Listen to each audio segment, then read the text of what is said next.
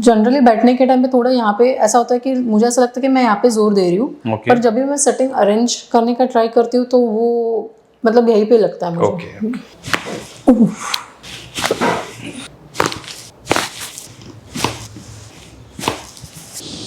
चूड़िए पूरा हल्का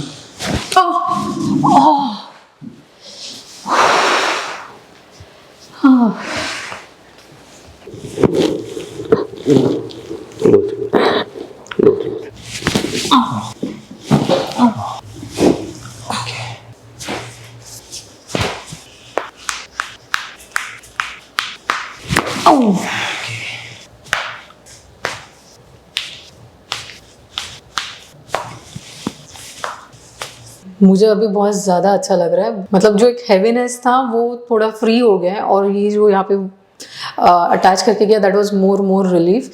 thank you so much. ये जो अपने वीडियो निकल आई है सोशल मीडिया पे यूज कर सकते हैं आप? हाँ, यस आप कर सकते हो। Thank you ma'am. Thank you so much sir.